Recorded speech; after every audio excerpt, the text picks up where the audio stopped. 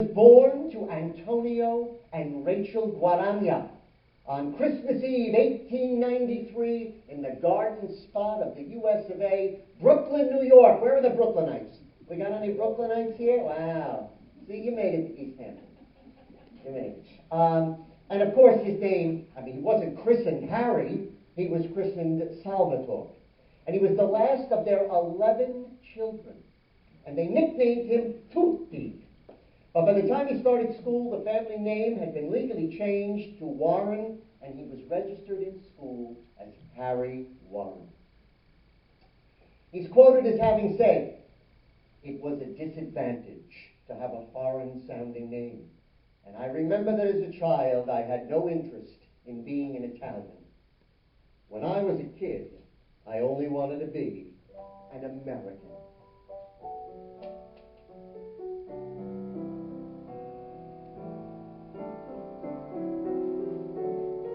If our lips should meet in amorata, kiss me sweet in amorata. Hold me close and say you're mine, with a love as warm as wine. I'm at heaven's door in amorata. Want you more and more in amorata. You're a symphony, a very beautiful sonata. My inamorata, say that you're my sweetheart, my love. Chin down.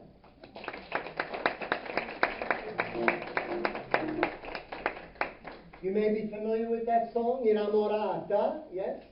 Sweetheart, sweetheart. Actually, most of the songs you see up here close to me, left and right, are songs you'll hear today. But here's an original sheet music cover from Inamorata. This particular song has come to mean a great deal to me over the past several years, although I've been certainly performing this show and various versions of this show for a number of years. This comes from the film Artists and Models, which starred Jerry Lewis, and Dee Warren once said, "This is the cross I've had to carry. Even my best friends don't know who the hell I am. I've never been able to figure it out. I guess I just don't look like a songwriter, whatever a songwriter is supposed to look like."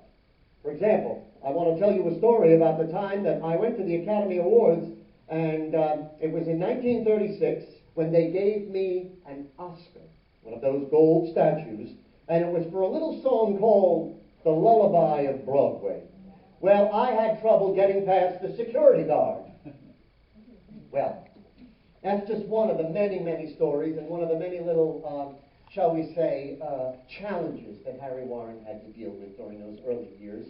But he dealt with it. He saw it all through. He was passionate. He was powerful. He had a bit of an edge. Well, of course he did. He was an Italian. A proud Italian-American, truthfully, but an Italian nonetheless, with an insatiable appetite for opera, Italian folk, and art songs, and liturgical music. And, of course, that was the kind of place, as were many at that time, where you really had to know all the ethnic songs, because you never know who was going to be popping in. Well, the show business story goes like this. One night, two song pluggers happened to drop by for a drink, and Harry was seated at the piano, so he played his latest song for them. It was entitled, "I Loved to Love You When I Learned My ABCs." Not exactly a popular one. But they liked it. He was offered a job to peddle songs to singers and entertainers appearing in and around New York. The year was 1920. And from then on, Harry was officially in the business he loved. In 1924, he joined a publishing house. By 1925, he felt more confident as a song plugger and an audition pianist, and well-established musicians began to play several of his songs. Now, Harry turned out more than a dozen songs in 1926, and in 1928, about 20 songs, several of which he wrote with a fellow by the name of Mort Dixon. hot ginger and dynamite. There's nothing but that at night. Back in Nagasaki where the fellas keep the backy and the women wiki wacky woo. Oh, when you can entertain, then hurry up, hurricane. Back in Nagasaki where the fellas chew tobacco and the women wiki wacky woo. In Fujiyama, you get your mama, and then your troubles increase. In some pagoda, she orders soda, the earth shakes, milkshakes, 10 cents a piece. They kissy and huggy nice, by jingo, it's worth the price. Back in Nagasaki where the fellas chew tobacco and the women wiki wacky, women wiki wacky, women wiki wacky woo.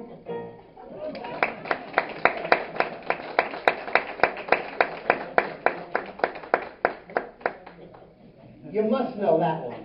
You must know that one. To April showers.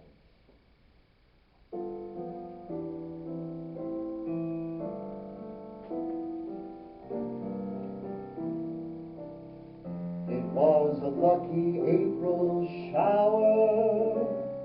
It was the most convenient door. I found $1 million baby in a 5 and 10 cent store. The rain continued for an hour. I hung around for 3 or 4. Around $1 million baby in the 5 and 10 cent store. She was selling china, and when the crowd got wise, I kept buying china as they gave me the eye. Incident, she run into a shower.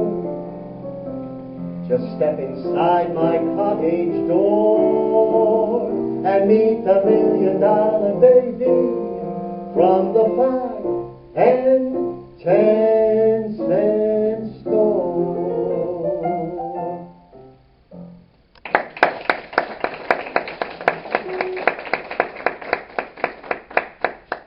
So far, you know them all, right?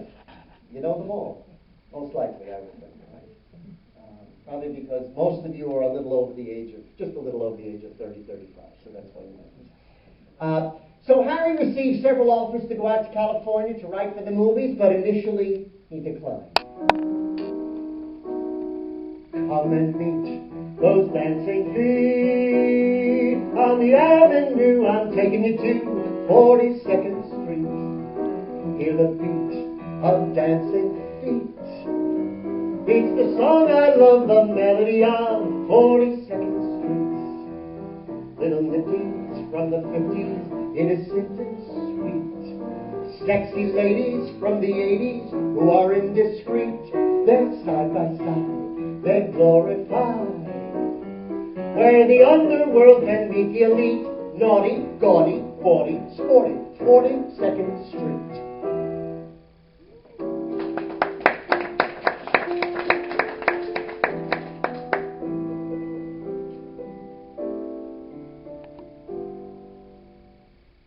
I'll go home and get my panties, you go home and get your scanties, and away we'll go.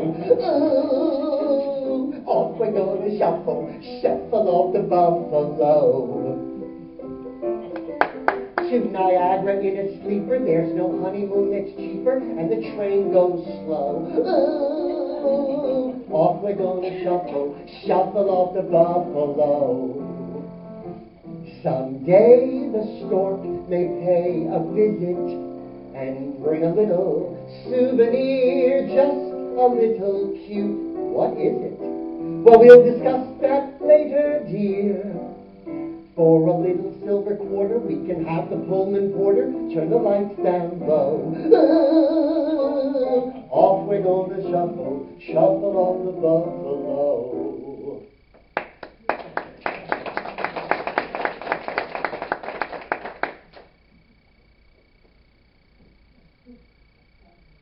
Supposed to be more.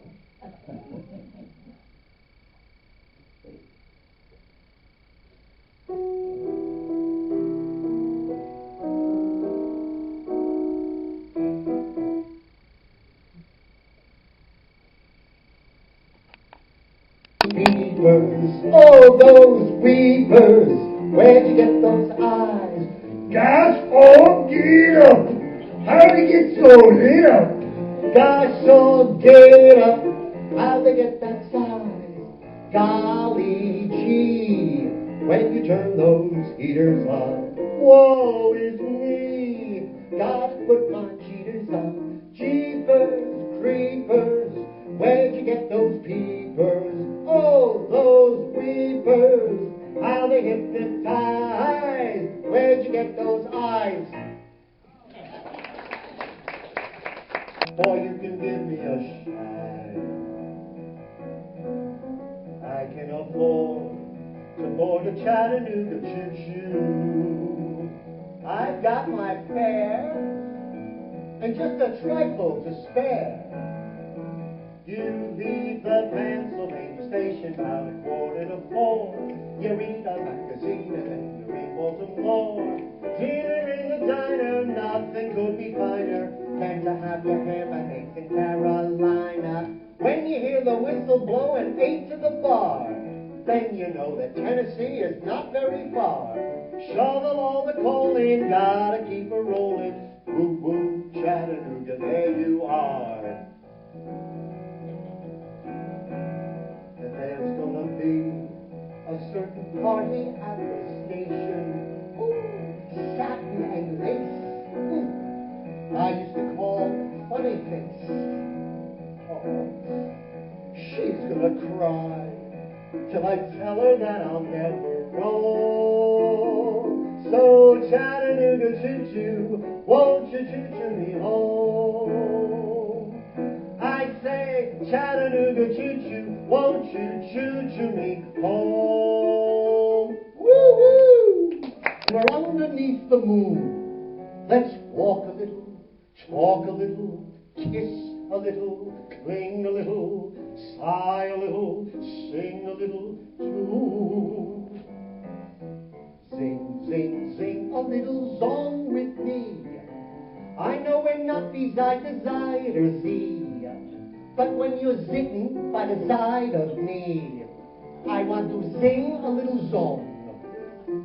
Sing some sentimental melody about a chapel or an apple tree, about a couple living happily, and I'll be glad to sing along. It ain't the reason that has me kind of silly. You really are a dolly and a dilly. You've got a reason to cuddle sort of close to me, and we can do a very bit of close harmony. Sing, sing, sing, it's getting late, my pet. We've got a most important date to set. I'm sure that we could make a great duet, and we could sing a little love song all night long. Amore, when the world seems to shine like you've had too much wine, that's amore. Bells will ring, ting-a-ling-a-ling, ting-a-ling-a-ling, and you'll sing the Isabella. Hearts will play, tippy-tippy-tay, tippy-tippy-tay, like a gay danzella. When the stars make you drool just like pasta fazool, that's amore. It's also disgusting. When you dance down the street with the cloud at your feet, you're in love. When you walk in a dream, but you know you're not dreaming, signore. Scusa me, but you see, back in old Napoli, that's amore. Oide!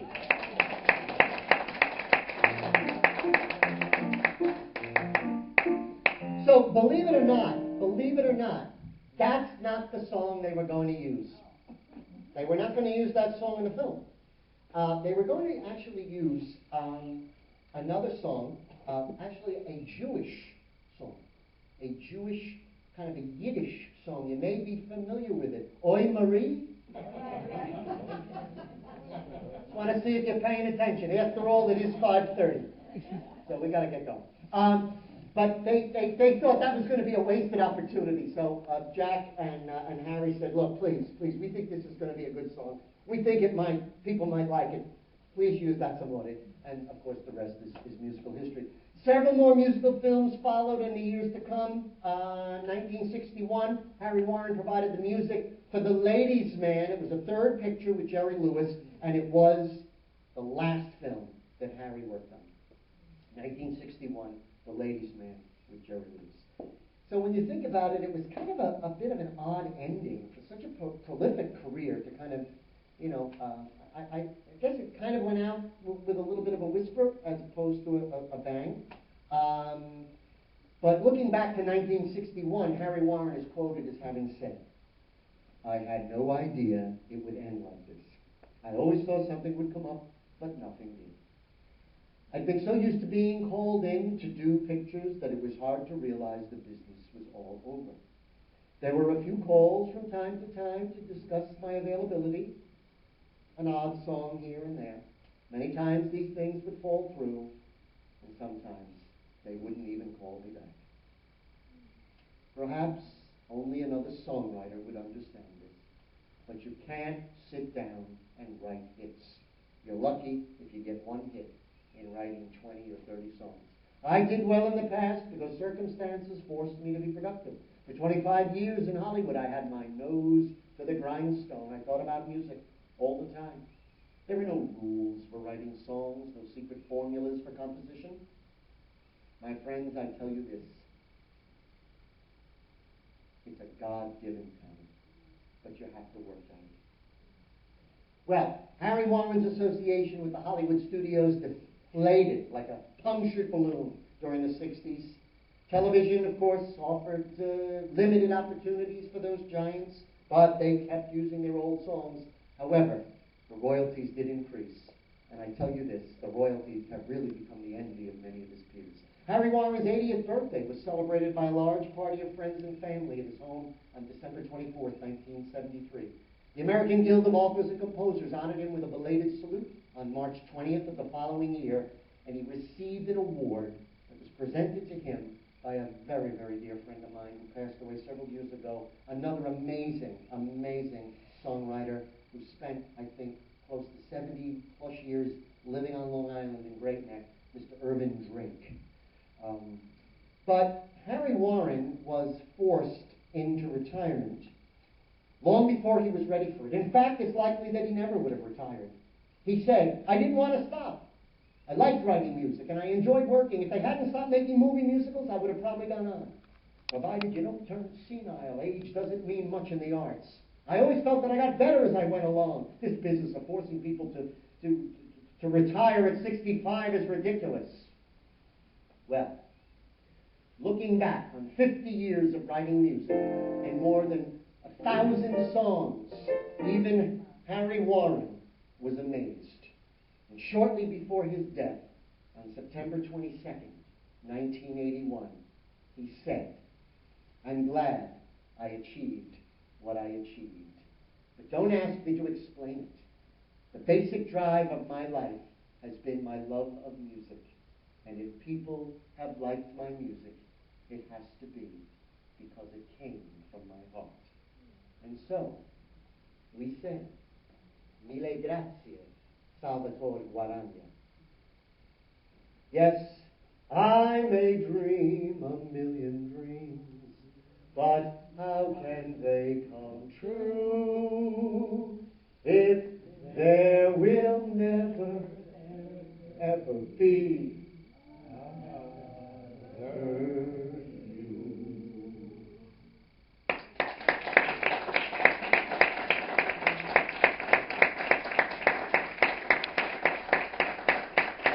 Thank you all very much.